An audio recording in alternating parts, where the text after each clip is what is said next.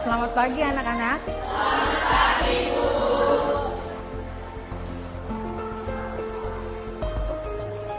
Silakan disiapkan buku IPS-nya.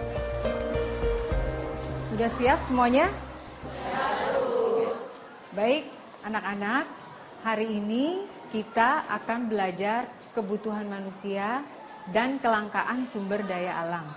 Nah, sebelumnya Ibu mau tanya dulu, ada yang tahu nggak pengertian kebutuhan primer? Nah, kamu coba, Karin. Apa ya? Saya tidak tahu, Bu. Selain Karin, ada yang tahu nggak? Coba Bimo. Apa ya, Bu? Saya tidak tahu, Bu. Karena tidak ada yang tahu, baik, Ibu akan jelaskan. Apa sih kebutuhan manusia dan kelangkaan sumber daya alam? Anak-anak, kebutuhan manusia itu sangat banyak. Sumber daya alam kita sangat melimpah. Tapi baru sedikit yang baru kita bisa manfaatkan. Karena keterbatasan kemampuan kita. Makanya hanya sedikit sumber daya alam yang kita bisa manfaatkan. Di sisi lain, kebutuhan kita sangat banyak. Oleh karena itu, manusia harus arif dan bijaksana dalam memenuhi kebutuhannya. Manusia harus mempunyai prioritas, mana kebutuhan yang harus didahulukan dan mana kebutuhan yang bisa ditunda. Sumber daya alam itu kita harus bisa manfaatkan untuk memenuhi kebutuhan kita dengan sebaik-baiknya dan dimanfaatkan untuk memenuhi kebutuhan kita. Rekan-rekan guru, berikut ini akan kami tayangkan model pembelajaran dengan metode Cooperative Learning Type, Think, Pair, and Share, yang artinya siswa berpikir, berdiskusi, dan berbagi ke kelompok lain. Selamat menyaksikan. Baik, anak-anak, hari ini kita akan belajar kebutuhan manusia dan kelangkaan sumber daya. Nah, dengan menggunakan metode Creative Learning, Think, Pair, and Share. Untuk itu, Ibu minta kalian membentuk 4 kelompok. Silahkan.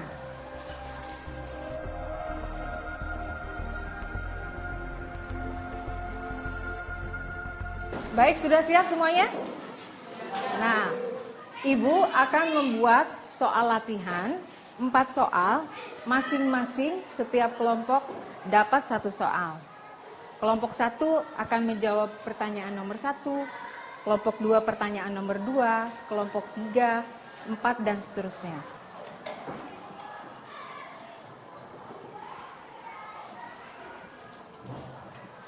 Silahkan dicari jawabannya. Boleh bekerja sama dengan temannya. Ya. Kalau sudah, nanti boleh angkat tangannya. Siapa yang sudah selesai duluan? Silahkan.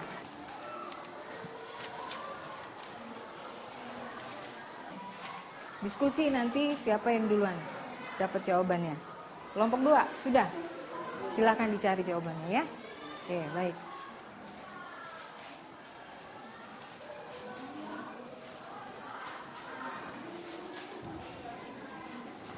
Gimana anak-anak? Sudah selesai semuanya dengan jawabannya? Sudah. Baik, Ibu akan minta jawabannya setiap kelompok. Untuk kelompok pertama, pertanyaannya, ada berapa faktor pendorong bertambahnya kebutuhan masyarakat? Kemajuan ilmu pengetahuan dan teknologi menghasilkan berbagai barang yang dapat digunakan untuk memenuhi kebutuhan. Iya, baik. Bagus jawabannya. Jadi ada 3 faktor yang mendorong kebutuhan manusia semakin bertambah. Yang pertama adalah kemajuan ilmu dan teknologi, ya. Kemudian kemajuan kebudayaan. Yang ketiga, apa tadi? Ulangi lagi. Dinamika kebutuhan, karena makin tingginya suatu kebudayaan, maka semakin tinggi pula jenis barang kebutuhan yang harus dipenuhi. Iya, makin tinggi kebudayaan, makin banyak kebutuhan masyarakat, ya. Itu jawabannya. Sekarang Ibu minta kelompok 2. Adalah kebutuhan yang harus dipenuhi agar kelangsungan hidup manusia tidak terganggu. Contohnya? sandang, pangan, dan papan. Iya, bagus jawabannya ya. Kasih tepuk tangan dulu dong. Iya. Sekarang kelompok 3. Pertanyaannya, jelaskan apa yang dimaksud dengan kebutuhan sekunder. Merupakan kebutuhan yang pemenuhannya dilakukan setelah pemenuhan kebutuhan primer. Kebutuhan ini tingkat kemajuannya sesuai dengan kemajuan budaya dalam masyarakat sekitar. Contohnya? Kulkas, motor, mobil, dan komputer. Jadi kebutuhan sekunder itu dipenuhi setelah kebutuhan primer, ya. Contohnya tadi kulkas, mobil, komputer. Itu. Oke. Pertanyaan nomor 4. Jelaskan apa yang dimaksud dengan kebutuhan tersier. Silahkan kelompok 4 untuk menjawab. Kebutuhan tersier atau kebutuhan mewah atau luks adalah jenis kebutuhan yang hanya dapat dipenuhi oleh kelompok masyarakat tentu saja. Hanya sebagian kecil masyarakat yang dapat memenuhi. Disebabkan harga barang tersebut mahal atau tinggi nilainya. Mungkin hanya sekelompok masyarakat aja yang bisa memenuhi kebutuhan itu, ya.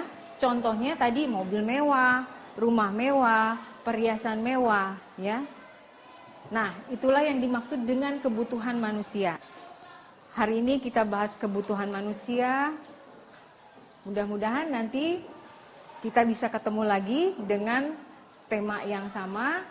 Kalian lebih paham lagi. Minggu depan dibaca lagi materinya.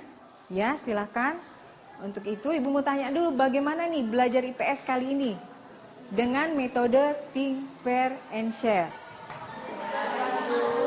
Ya, silakan bukunya disimpan, dirapihkan bukunya. Terima kasih. Rekan-rekan guru, tayangan yang telah Anda saksikan tadi menggunakan metode kooperatif learning type. Think, Pair, Share. Saya harapkan rekan guru dapat menggunakan model pembelajaran ini. Selamat mencoba.